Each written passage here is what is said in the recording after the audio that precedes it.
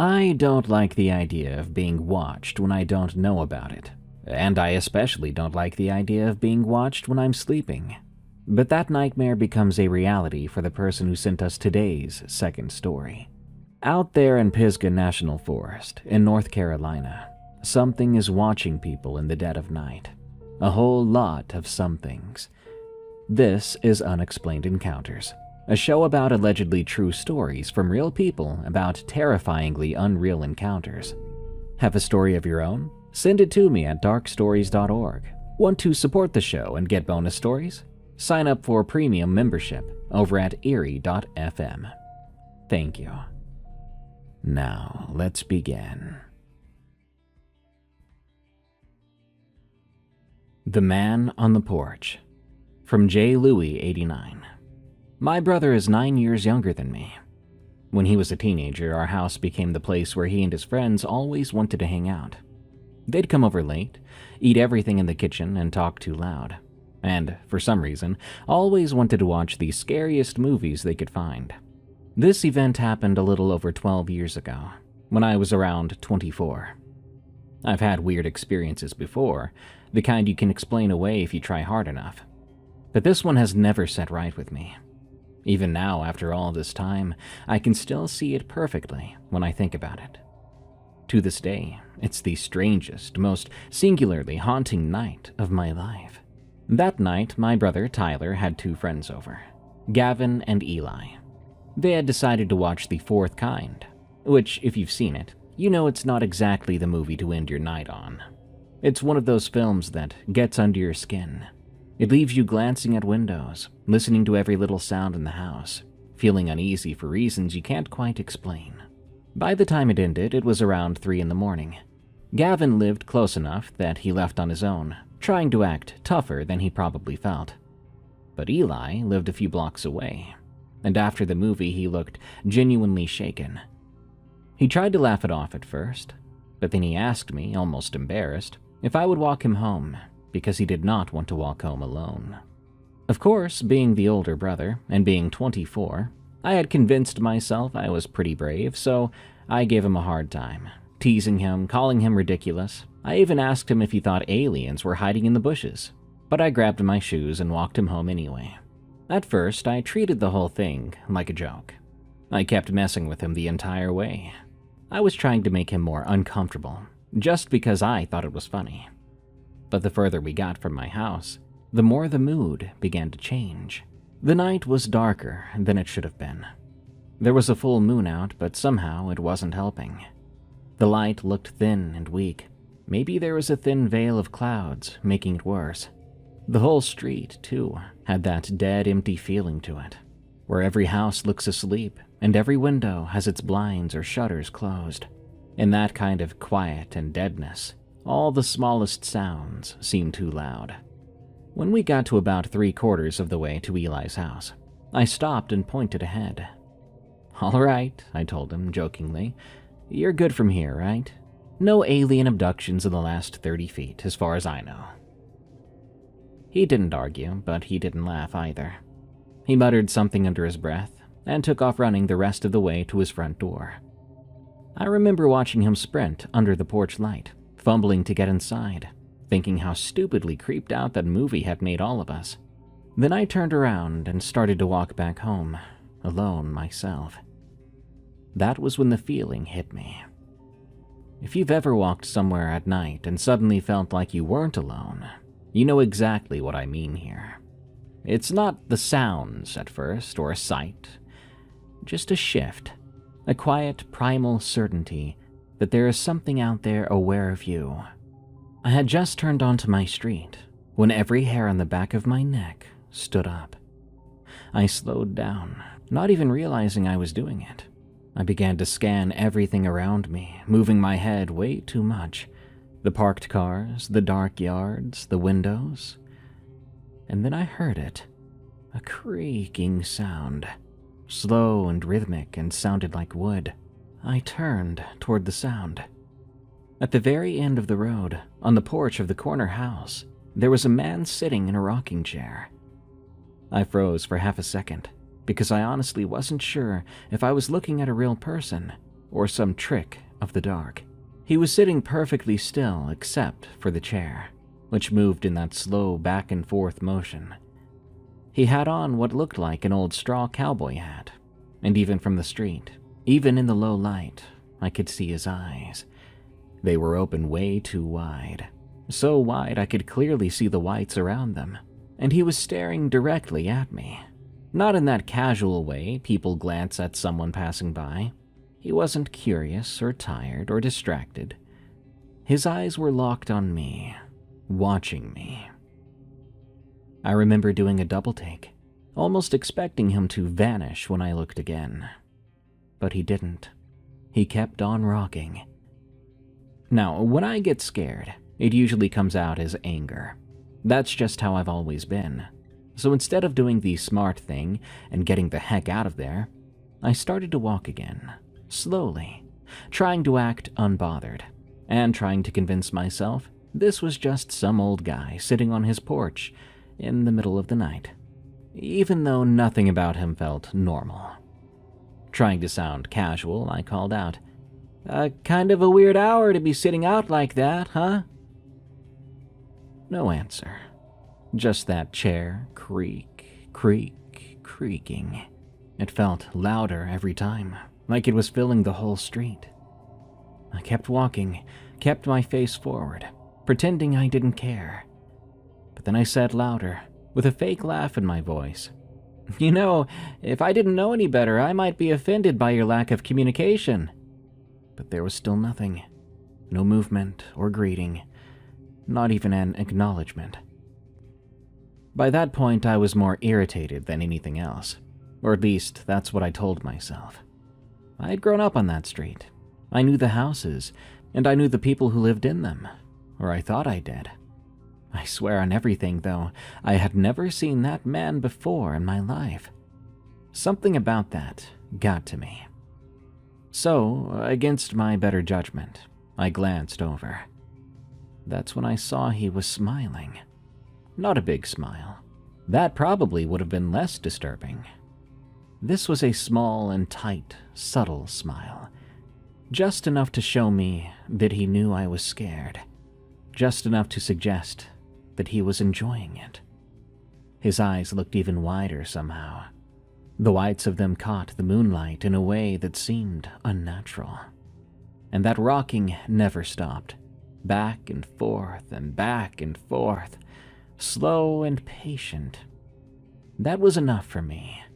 I muttered, "Nope," turned and walked as fast as I could without fully running. Then, after a few steps, I dropped the act and sprinted. I did not stop until I reached my house a few blocks away. By the time I got there, my heart was pounding, and I was more shaken than I was ready to admit. I kept telling myself I was overreacting. The movie had gotten in my head. Some creepy old insomniac on a porch was not exactly evidence of anything supernatural. I went up the driveway, trying to calm down, then remembered I had left my vape in my car. Back then, I made a point of hiding it from my brother and his friends. I didn't want them picking up the habit just because they saw me doing it. So despite every instinct telling me to get inside and lock the door, I turned around and I walked back to the car. I opened the door, leaned in, grabbed it from the center console, and started to shut the door. That's when I felt it. A hand on my shoulder. So very cold. Icy fingers pressing through my shirt and into the muscle beneath. This was not my imagination. That was real. I cannot fully explain what that did to me. I've been scared before, believe me.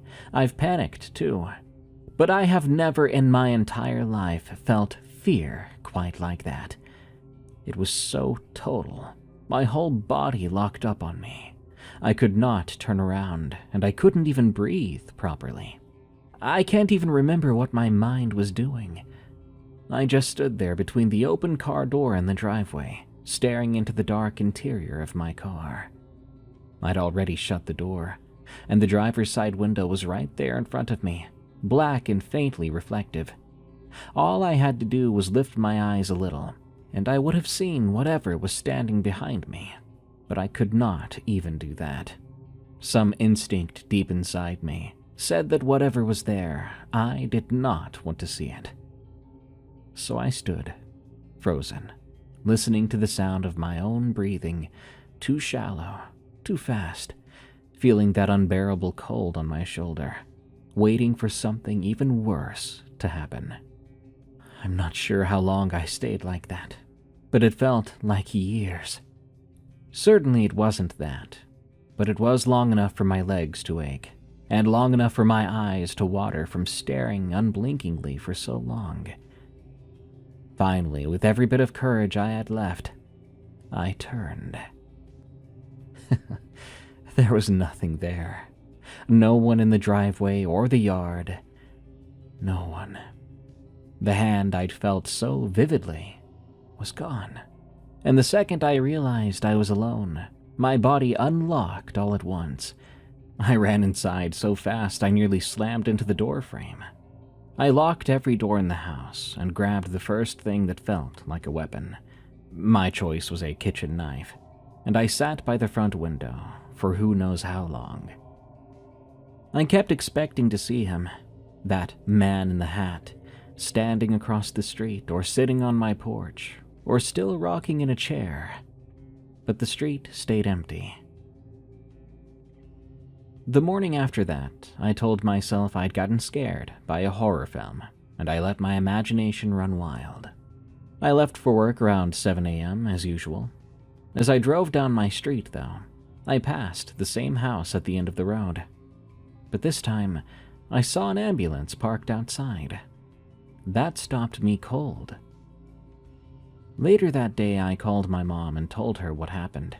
I even described the man on the porch, the hat, the chair, the staring, the smile. Then I asked if she knew who lived there and why there had been an ambulance at the house that morning. There was a pause on the line. Then she said something that made my stomach drop.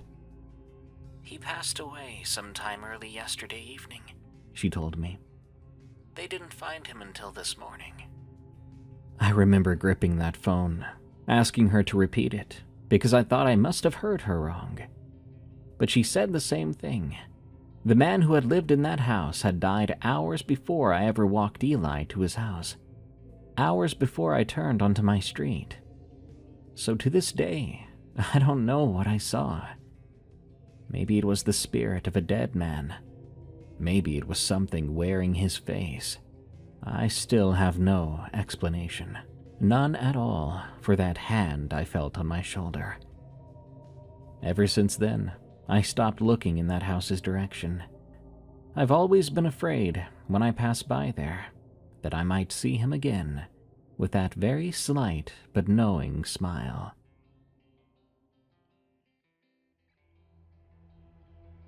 National Forest Scare. Glowing Eyes. From Anonymous. Back in 2017, my buddy Noah and I were having a sleepover at my dad's house. Noah and I enjoyed anything outdoors. We would often go fishing, explore a creek that was in my dad's backyard for miles, and wander through the forest along a trail that was also in my dad's backyard. We really didn't see anything out of the ordinary, but this one night, since we had both recently gotten our licenses, we decided that the next day we should go camping. So we got our parents' permission, and we proceeded to get all excited, packing our backpacks for the camping trip the next day. In the morning, we drove out to Pisgah National Forest in North Carolina, about 2 hours away from where my dad's house was. We had been there many times before during the day to go fishing and to swim in the large creek/river that runs through the national forest. So, after driving a ways up the mountain and into the woods, we came across a trail that led to some campgrounds. We got out of Noah's old-timey Jeep and began to hike through the trail, trying to find a good spot to set up camp. We hiked that trail for what felt like all day, about 3 to 4 miles in. Eventually, we stumbled upon an opening of flat land with 4 to 5 trees surrounding what looked like an old burnt campfire, and we thought that was the perfect spot. There was a little trail right next to the campsite that led right down to the water so that we could do some fishing, catch some fish, eat them for dinner. That's what we did. We both caught a few trout each. We cleaned them and cooked them and had a very nice evening, ending it with talking about life and what we wanted to do with our futures. Eventually, the sun began to set, and we decided to set up our hammocks. It was roughly March or April, so the weather was perfect. It wasn't rainy, and it wasn't too hot or too cold. All we had were our hammocks and a sleeping bag to put in the hammocks. So we found some trees that were parallel to each other, roughly around 20 to 30 feet apart. Noah and I set up our hammocks, and after all that hiking, fishing, and activities from the day, we tried to get some shut-eye. We got in our hammocks, and inside our hammocks we got in our sleeping bags. I remember hearing Noah's sleeping bag zip up, and it sounded like he was passed out. The forest then was completely silent. I was in my bag too, zipping it almost all the way up. I liked having a little bit more fresh air. After about 25 minutes of trying to fall asleep, I noticed a slight glow coming from outside my sleeping bag. I figured it was just maybe the coals from our fire, glowing a bit still. So I glanced over at the fire. There were no coals. The fire had gone completely out. Not a hint of light remained. But when I looked up and looked around us, there were glowing eyes of all sorts of colors in the trees around. 5 sets, each in a different tree. It almost looked like glow-in-the-dark paint had been sprayed on these trees in a very detailed manner, but for some reason, the eyes felt more 3D and real. I'm not sure how to describe it, but this was not paint or stickers. The next thing I noticed, I hesitantly looked up at the trees my hammock was tied to, and sure enough, there were more sets of eyes on the trees right above me, beaming down onto me. I let out a soft whisper to Noah, trying not to freak him out, and asked, "Noah, do you see this?" He said, "What? I'm trying to sleep." "Just look around. Look at the trees." He did with a little unzip. He saw them, and he said, "What the heck is that?" "I don't know, but I don't like it," I told him. I chuckled, trying to be positive and cheerful, but deep inside, I was terrified. Noah had always known me as the friend who wasn't as scared as others. But Noah, on the other hand, was scared of what seemed like everything. So when I seemed even a bit frightened, that really freaked Noah out. He said to me, "What do we do? What do we do?" I said as calmly as I could, but sternly too, "We need to leave." Something was telling me we had to get the heck out of Dodge, and fast. So we quickly got out of our sleeping bags and calmly, but as fast as possible, packed all our things. I tried my best not to look at the eyes. We then proceeded to head out with our dim flashlights that were not meant for hiking 3 miles through the wilderness on a poorly kept trail. As we headed out of the campsite, I wish I didn't, but I looked back one more time.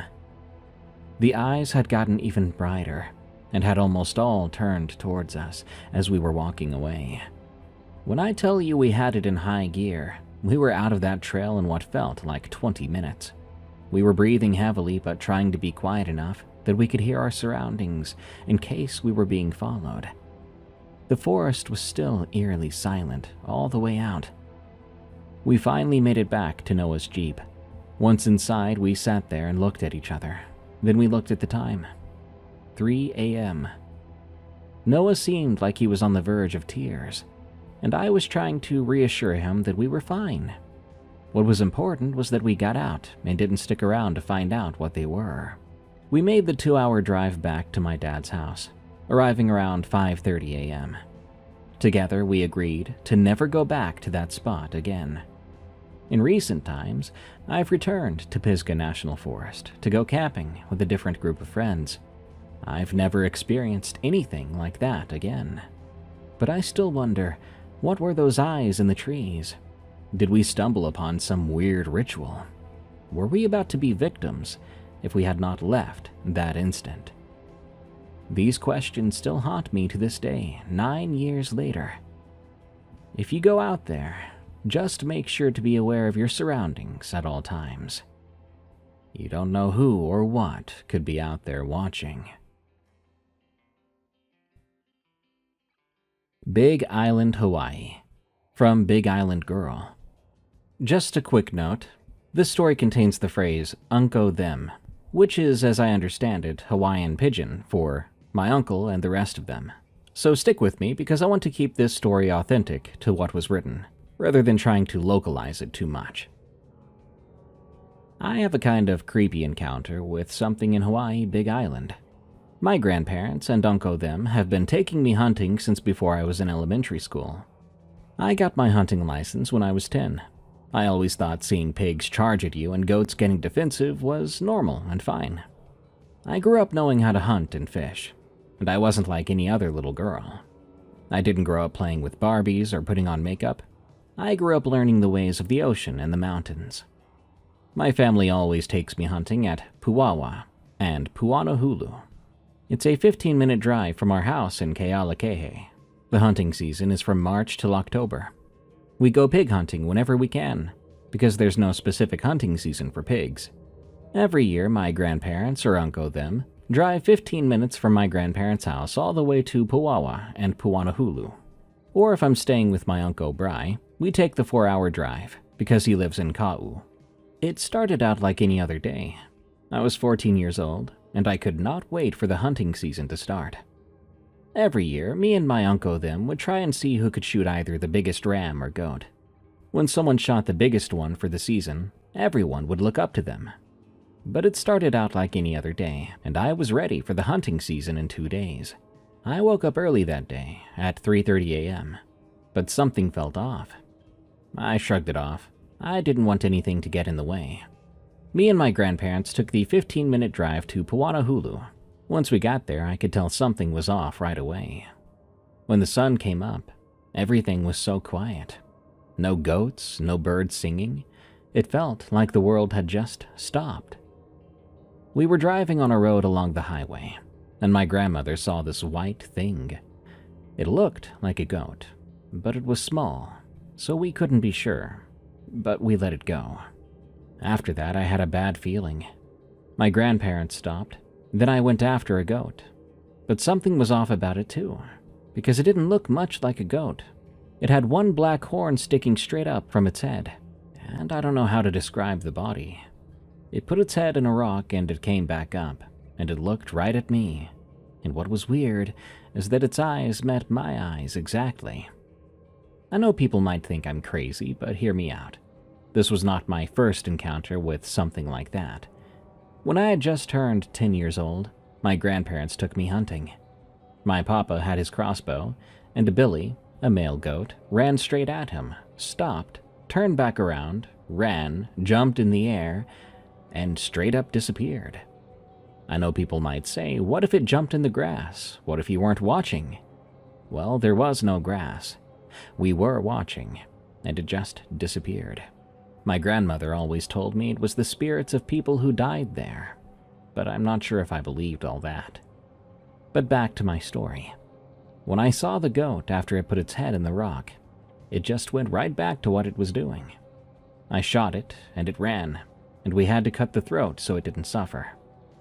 15 minutes after we cut the throat, watched it bleed out and die. I swear to you, that goat tried to stand back up. Then, after an hour and many cuts later, it was still alive. This goat's head was almost all the way off. The only thing keeping its head to the body was a little bit of meat and skin. We cut it one more last time. It got up and attacked me. I had bruises from this. My grandmother had to shoot it with a gun, and only then did it finally go down. Call me crazy if you want, but I wasn't the only one who saw this. Hawaii is not just paradise. There's much more to it than that. Skinwalkers on my uncle's farm. From Raven. Before I start, I'd like to give a quick introduction to myself and the land on which this story takes place. I'm an 18-year-old guy, about 5'9", decent build, and a skeptic. This happened on my uncle's farm. He has about 500 square miles of land. We mostly use the woods for hunting, camping, and fishing. If you walk a good 400 to 500 feet into those woods, you can find a pond, and that's where we fish. Anyway, he lives in the deep parts of West Virginia. The houses are widely spaced apart, and it's about a 3-hour drive to get there from the nearest gas station. I hadn't seen my uncle in about 2 years, as he had been battling with some mental things I'd rather not mention here. The last interaction with my uncle was, as I said, about 2 years back. He had been rambling about tall, slim creatures that stole his animals. At the time, I was skeptical and did not believe any of it. Now I wish I would have listened. As we drove, all that you could see for miles was farmland, much different from the New York bustling streets that I grew up knowing. I am an outdoorsy person, though, and I'm hoping to get a job as a forest ranger or something in that area. Anyway, we got there at about dawn, and my uncle, who was already up, immediately ran to my dad, hollering about something. "It's here! I heard it! It took the cows!" My dad again told him to calm down, but my uncle wouldn't budge. As they argued, my focus drifted away from them and to the nearby trees. Something or someone was peeking out, something with long, slender claws and deep sunken eyes, and when I blinked, it was gone. I blamed it on tiredness, and we went inside. My plan was to wake up at 7 that morning and head out. I wanted to spend a few nights in the woods. My parents reluctantly let me go. I had to go while my uncle wasn't looking, though, or he would have been freaked out. After walking for a while, my legs started to get tired, so I sat down on a nearby log, listening to the sounds of nature, when a twig behind me suddenly snapped. That sounded too heavy to be a deer, yet too light to be human. And then I heard something. Vin. My uncle always calls me that. My full name is Vincent, but my friends call me Vinny, and my uncle calls me Vin. But something was wrong with his voice. It was raspy, like a smoker who had never drank any water, or had anything to drink in a while. It repeated, Vin. but this was a playfully malicious tone, something my uncle never did. Vin, come here. Your parents want you back home. Confused, I shouted back. But Mom said that if... I was cut off by the foul smell of something dead. It hit my nose. I leaned against a tree and threw up. It was like hell warmed over, nasty, foul, and that's when I saw it. Not but 30 feet away stood that same thing, or maybe another one. It seemed to smile. Rows of sharp teeth revealed. I didn't know which way to go, but my instincts told me to run like hell, and my feet seemed to carry me against my will. By the time I finally stopped, it was nighttime. I couldn't remember the way back. I didn't even know where I was. All I knew was that I needed to rest and clear my head. I set up my tent and started a fire, praying that would keep whatever the heck that was away. Then I heard my name again. Vin? My mom's voice, but also filled with malice. I slowly turned my head, but to my surprise, there was my uncle's old sheepdog, the one he said that one of the creatures took. And something was wrong. As I reached my hand out to pet him, I noticed his limbs were a bit too long, his eyes too dark, more predatory. I stepped back as it smiled, those same teeth again, and breath like death. I ran. I left everything behind and just ran and ran directly into my uncle, mom, and dad. My mother was crying so hard, she hugged me tightly. But my dad, his jaw hung open, and my uncle's eyes grew wide. My dad slowly reached up his hand, pointing at something behind me, and as I turned around, my face drained of color, because there in the shadows stood Max, the sheepdog I mentioned earlier, now on 2 legs, grinning ear to ear. And behind it, several more of the same creature. My uncle dragged all of us back to the house, slamming the door. He explained what he thought they were. Skinwalkers, he said. Humans who had done horrible things for power. He lit a cigarette, and he said with trembling hands, Mostly they're believed to be Navajo doctors or witches who killed someone in their family to take the form of anyone or anything, and they can mimic voices. That's how they got that dog of mine. You people need to get out of here before they come back, he finished, putting the cigarette out and standing up. Now. So we did. We left. Soon after, my uncle moved out. I wish there was more to the story, like some grand ending, like we killed them all. But we didn't. The story ends there. A shadow roams an office at night. From Anonymous. I don't want to go into much detail about what I do, so I will explain the details in a way that won't give away my profession. I don't work there anymore. I live and work in a very populated city. Very New York, very Chicago, if you want an idea. My work building, though, is located in a quieter neighborhood and beside a very poorly lit park. Basically, the streetlights attached to the outside of my work building are what light up the whole park. The reason I am bringing it up is that I had a corner office. The office was also really big and had an odd layout, since it was once 2 offices turned into 1, and it faces the park. During winter, when it gets dark early, it gets pretty dark outside. Like I mentioned earlier, it was 2 office spaces turned into 1, with an odd path and an awkward floor-to-ceiling island. This company had different departments, and there was always someone opening a department and closing the department. I was closing my department. For some departments on my floor, they had standard office spaces. Some of the equipment from other departments was stored in my office. At the end of the day, it wasn't uncommon for people to be coming in and out of my office. When we usually close, the cleaners start turning off the lights in certain areas of the building. My office was in the middle of the building, and it looked down a part of the building that gets turned off early. Something that my upper management didn't like was when cleaners entered rooms, especially during our working hours. It's something I personally didn't mind. It never distracted me from my work, and with some cleaners I was very friendly.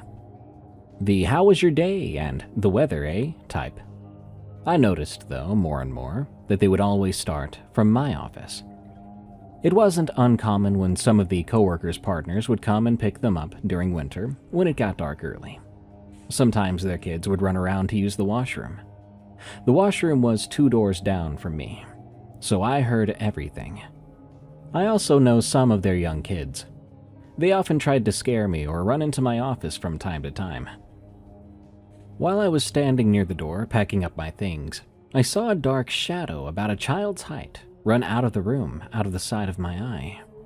I noticed it because, given the time of day, a shadow doesn't really cast like that near my office door, so it caught my eye. Someone had to be that close for the shadow to be that noticeable. I quickly ran out after it, thinking it was a child who may be lost. I called out, "Hey!" playfully, thinking they were leaving without saying hi. I wanted to make sure that they were headed toward the offices, where I knew their parents would be. Those offices aren't close. The 2 offices where parents work with children were at the ends of the office. They'd still be running down the hall when I poked my head out. It made me think maybe they were tiptoeing in my office. I checked my office closet, and there was no one in there. That space would have been the only space where a child could fit. I called those offices and asked, "Hey, are your kids here? Are they in your office? I swear I saw a kid run out of an office over here." Someone replied that they hadn't. They were alone. And another said no. So I called the front secretary. Who would have seen anyone come in and out?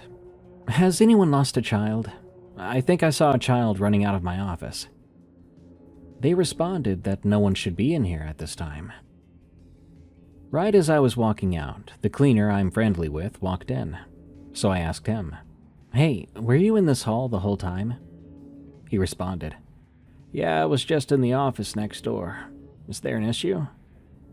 I replied, "Have you seen a kid run by? I saw a shadow run out of my office." His eyes widened. He said, "By the lighting and reflection, if the shadow went out, that means they were coming in." There's no one else in here with you, right?" He started to open all the doors, and there was no one. As he was looking around, I said, "I'm pretty sure no one else is in here with me." He radioed to get some help on our floor, in a tense posture. I asked him, "What happened?" He told me he strongly believed there was some spirit in the building, particularly in the cleaning closet just outside my office. He said he would turn on music out loud when he was working alone. Every time he stood in front of my office or that closet, it would turn off, and his phone would restart.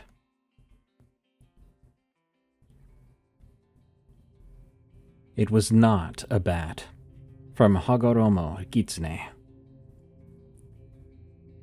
Growing up in the provinces and small towns of the Philippines, adults constantly warn you about aswang, or other mythical creatures. These stories are meant to keep you from staying outside late at night. While they are terrifying to hear, for most folks, that is all they ever are. Stories. However, my family is no stranger to the supernatural. Growing up on a less developed island during the 90s and early 2000s, I learned to believe in these creatures, without ever having seen one firsthand until my first encounter. I still don't know what exactly it was, but I am certain of one thing. It was no bat. I was about 8 years old, enjoying a normal evening with my father and sisters. We were watching The Lion King, a childhood favorite I insisted on watching every night before bed. In the middle of the movie, the neighbors' dogs began barking frantically. Curious, I peeked out the window. Although the alley was empty, the barking continued. The area was well lit by street lamps, but after a few seconds, I saw a shadow move around a corner. My young mind was spooked. I quickly closed the curtains and returned to the movie. As we continued watching, I realized I needed to use the bathroom. At the time, our indoor bathroom was dark and intimidating, so I asked my father to open the back door so I could go outside instead. He accompanied me to the backyard to keep me safe while I did my business. Our house sat directly behind my aunt's 2-story home. As I stood there, I looked up at the sky. It was a clear night, though not particularly starry. That's when I noticed something gliding over my aunt's roof. It moved like a kite, gliding in a circle. At first glance, it looked like a massive bat, but I grew up watching Animal Planet, and I knew how bats flew. They don't glide in silent circles like that. And this thing was enormous, with vast bat-like wings. I called out to my father, pointing at the sky. His reaction was immediate. He whispered but a single word, "Aswang," and he pulled me toward the house. As if it had heard him, the creature glided right towards us. I felt a powerful rush of wind and a distinct whoosh as it descended. Just as my father slammed the door shut, a deafening bang echoed through the yard, like something very heavy had crashed into the fence.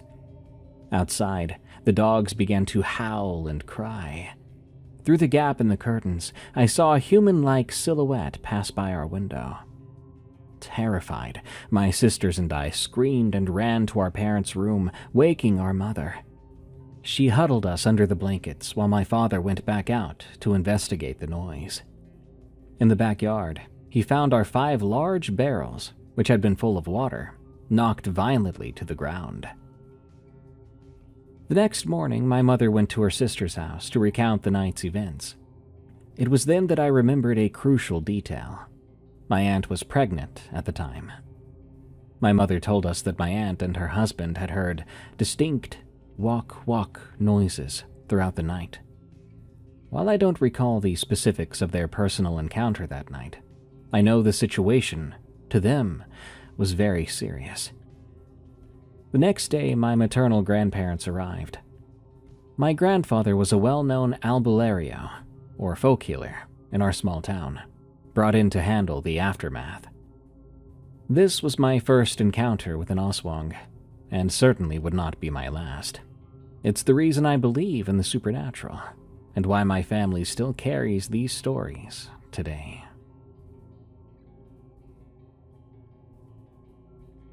The Woman in My Room, from Dr. Birdbait. This story is a bit of a short one, but I'd say that's a good thing. And it's thanks to my parents, who listened when my sister and I needed help instead of just brushing it off as nightmares. My family has always been sensitive to the other world, or other side, mostly on my mother's side. This would usually just be dreams of something that would happen, dreams of a past life or death, and occasionally seeing through other people's eyes. It was strongest with my sister and me.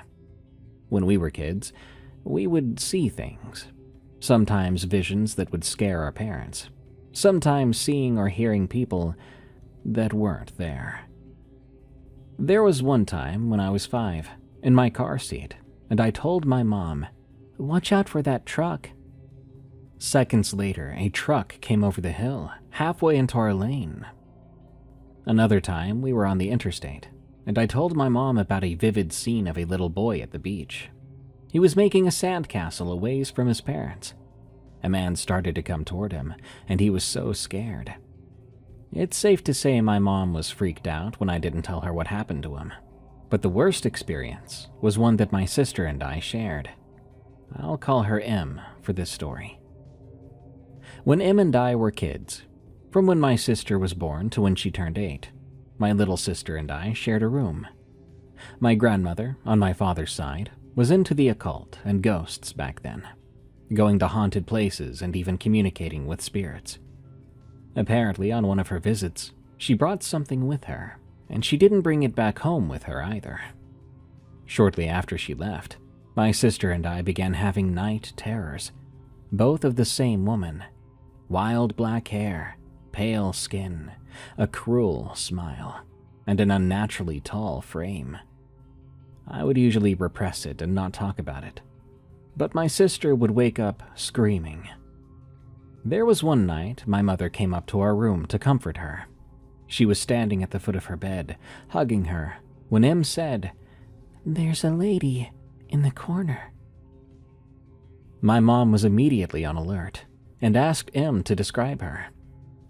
"She's got long, messy hair and white skin," she said. My mom, believing her right away, spoke up, not even looking. "You are not welcome here. Get out of my house." The next day, she and my father saved the house, went to our church and got the priest to bless some gyms to keep by our windows and doors. My mother made a point to tell our grandmother that if she ever wanted to come back and spend time with us, she couldn't be messing with things that could put us in danger. Since then, we haven't had any other instances. We still see things on occasion, usually just a man on the stairs or in the closet, but nothing malevolent. I'm just thankful that my parents took us seriously, instead of just assuming we were having regular nightmares. If there are parents listening to this, I have to ask you to listen to your kids when they warn you about something. Scientifically speaking, children have great gut sense and sensitivity to things that are threats. They have not yet been desensitized by the modern world and still have that base instinct. Even if it seems far-fetched, your attention to their matters could mean the difference between a safe night's sleep or something much, much worse. Man in the Hallway, from Johanna, J.L. I've posted here previously. I'm an 18-year-old female. Even though I live in a new apartment, actually my third apartment, the building is on the older side, built in the 50s. During the time I've lived there, I started to experience more and more encounters, given that I hadn't had one since 2019, and now they seem to be starting up again. There's this person walking through the hallway every Sunday, maybe around 2 o'clock. He walks to the window, and I see his shadow, and as soon as I do, the room goes cold. He sometimes looks at me. My brother sometimes hears it, and sometimes I hear faint sentences coming from him. He sounds confused that I can see him, but I never see him anywhere else. Well, except what happened in February. I'd seen him already a few times when I got sick. I was sick a month, very weak feeling. I saw the man for the first time outside of the hallway. He was standing at the doorway of my bedroom that I share with my brother. I was lying in my bed, shivering with a fever. The man, now that I could clearly see him, was about 182 centimeters, 6 feet, I think, and he looked to be 50 years old. He stared at me for a long time, remaining silent for most of it. But eventually, he did speak. I'll translate this, as he had spoken in Finnish. I hope death will not stain this house again. Then he left. I got up, startled. For someone who has predicted people's deaths, it was startling to hear a spirit talk of death, especially when you were the one sick. I stumbled to the living room, dizzy and hurting more than I knew I should. I found a thermometer after some time. I had a high fever, over 40 Celsius, or over 100 degrees Fahrenheit. I sent a picture of it to my mother, who came to get me to a doctor. I deteriorated in the next few hours. I had to get a lot of antibiotics, and I scared my parents pretty bad, understandably so. I had to have hospital care for a few days, as the high fever took its toll on my body. I keep wondering what would have happened if I had ignored the man, given that I had deteriorated in mere hours and was even having chest pains while in the hospital. If I hadn't been driven to alert my mother, I may not be here. I would have been home alone for at least 6 hours until my brother would come home from school. Imagine how worse my condition might have been by the time they found me. When I got home 2 days later, I didn't see the man for some time, though one time he did appear briefly in the doorway. But it almost looked like he was checking on me to see if I was okay. Then I saw the man go back to his Sunday routine of walking through the hallway to the window around 2 p.m. Sometimes he stops, looks at me, and I swear there's a smile on his face, like he knows I listened to him, that I hadn't made some mistake. I keep seeing him around. He doesn't seem evil or vengeful, but now I like to leave something on the windowsill on which he leans, a little gift or tribute. I've asked the landlord about it, but she looks at me scared and switches subjects, so I assume the elderly in the house know about him. He usually wears a blue fisherman's shirt. His legs, though, are too translucent to see what he wears as pants or whatever. His steps are silent, too. I only realized he's there because the temperature plummets every time, and because I can see him whenever I look up. But he walks the hallway like clockwork, every Sunday around 2:10 p.m. And I'll keep watching, keep listening, because he may have saved my life. Foreign Recapture. From Anonymous. Between 2012 and 2016, I volunteered at a bird banding station in northern Wisconsin. Bird banding is where you string up fine mist nets at dawn, carefully extract whatever songbirds fly into them, and crimp a small aluminum band around one leg before releasing. Each band carries a unique 9-digit number, registered with the Federal Bird Banding Laboratory. The data goes back over a century. It's how we know things like where warblers winter and how long chickadees live. The answer to that last one matters here. A black-capped chickadee in the wild typically lives 2 or 3 years. The verified record is around 12. On a cold morning in September of 2014, I pulled a chickadee out of net 6 that was already wearing a band. That's called a recapture, and it's usually mundane. Most recaptures are birds we banded ourselves the previous week. But I didn't recognize the number's prefix, and neither did my friend Kev. Kev had been running the station and had been banding since the Carter administration. A bird banded by some other station is a foreign recapture, and those are rare enough that Kev came over to read the band himself. He read it twice, wrote it down, then read it again. The prefix belonged to a band size and series he said he hadn't seen issued in decades. The strange part was the band's condition. Aluminum bands wear. They dull and pit and the numbers soften. This one was bright. The stamping was crisp, like it had been crimped that spring. We photographed the band, took the standard measurements, and let the bird go. That's protocol, and we assumed the database would sort it out. Probably a misread digit. Maybe an old band from somebody's leftover stock, used improperly. The bird banding laboratory's reply came as a phone call instead of their usual automated certificate, which Kev said had never happened to him. The bird's number was valid. It had been issued in 1962 to a station near Pellston, Michigan. Their record showed it had been placed on a black-capped chickadee in October 1963. Kev asked them to check for a clerical error. They'd already checked. He asked whether bands from that series could have ended up unused in circulation. The person on the phone said the schedule sheet showed that specific band deployed with full data. Wing measurement, weight, age class, the whole 9 yards. Then the man said something Kev repeated to me word for word in the parking lot. "It's crazy. The measurements you gave us match the 1963 card. All of them, to the gram." Chickadees are sedentary. They mostly live and die within a few miles of where they hatched. Pellston is almost 300 miles from our nets. But honestly, the distance never bothered me that much. Birds can do strange things. What bothered me was the lifespan. 51 years? Kev couldn't leave it alone. That 1963 bander was long dead, but his field notes had been donated to a university biological station. And that winter, Kev drove out and got photocopies of the October pages. He mailed me one. I still have it. It shows temperatures, net hours, species tallies, and the band number we caught was in there. Dated October 9th, 1963. Chickadee. Age coded as AHY, meaning after hatch year. An adult of unknown age. In the remarks column, where most entries say nothing, the bander had written, "Same bird as 58? Band was lost then. Can't be."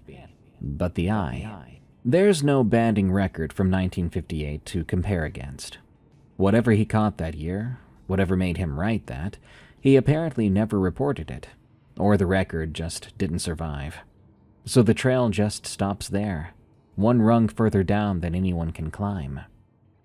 People ask me what I think this is about. I don't really have a theory that I would defend if I was sober. A misidentified band requires the federal database, the schedule sheet, and our photographs to all be wrong in the same way. A hoax requires someone to have stolen a band in the 60s, kept it pristine for half a century, caught a wild chickadee, crimped it on with proper technique, and released it near our nets on the chance we'd recapture it. All for no payoff since we never went public. The remaining explanation requires a songbird that does not age. And I'm not going to be the one to say that out loud in front of ornithologists. Here's the detail I keep returning to, though.